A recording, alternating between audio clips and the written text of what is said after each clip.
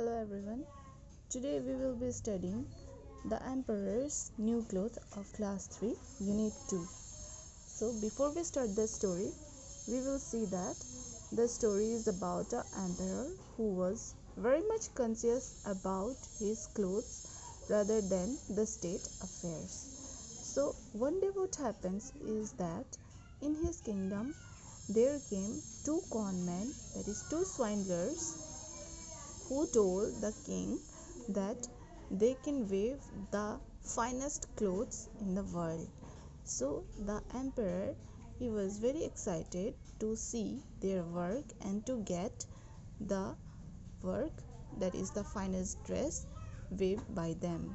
But then the conmen, that is the swindlers, they also said that their clothes can be seen only by the people who is intellect, and it will be invisible to the stupid people and to those who are unfit for the job they did.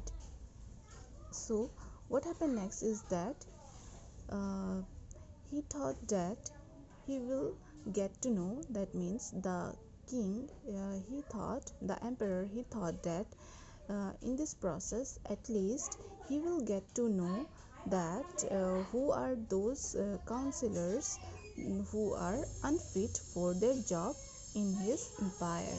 So the king thought that he will ask those codemen to get his dress waved by them.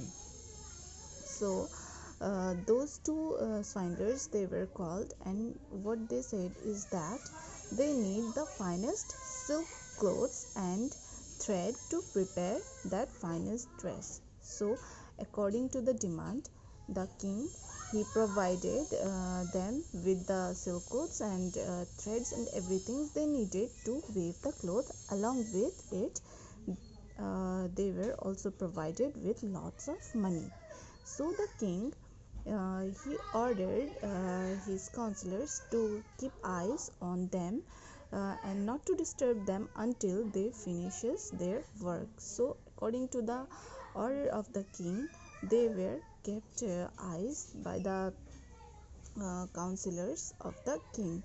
So what the swindlers did is that they just pretended to wave something while they were not waving anything, but they were making fool to everyone there.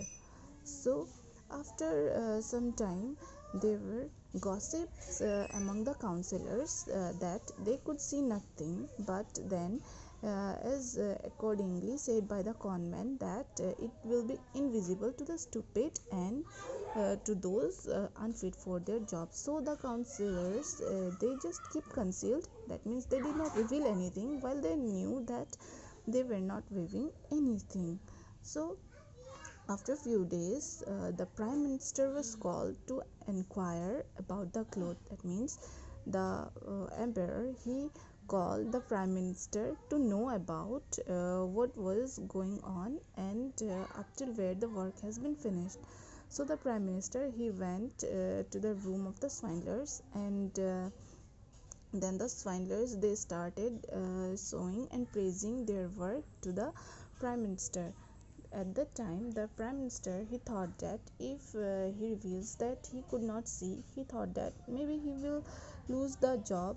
So then what he did, that he came back to the king and he said that they have done a marvelous job and they are preparing the finest clothes.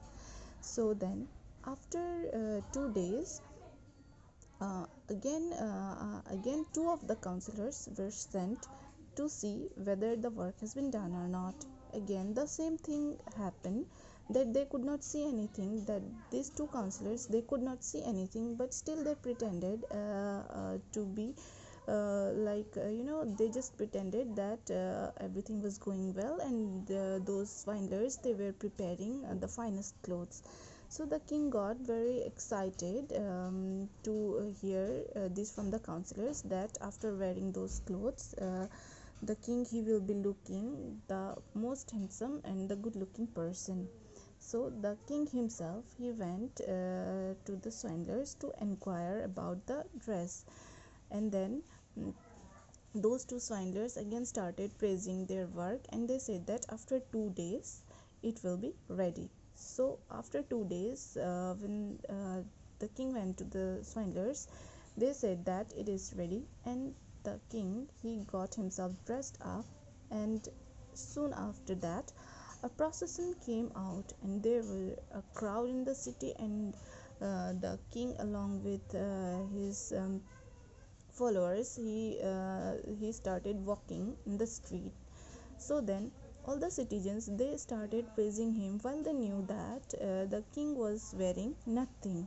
But then the thought that they will be accused of a fool, they did not say anything. But what happened in between the process is that a little child, he saw the emperor, and he shouted that he doesn't have anything on. That means the king was not wearing anything.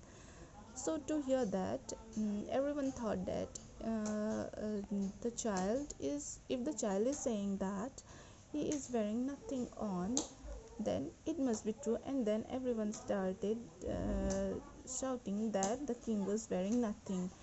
And to hear this, the king, he got very much disappointed, and then he came back, and the story concludes here.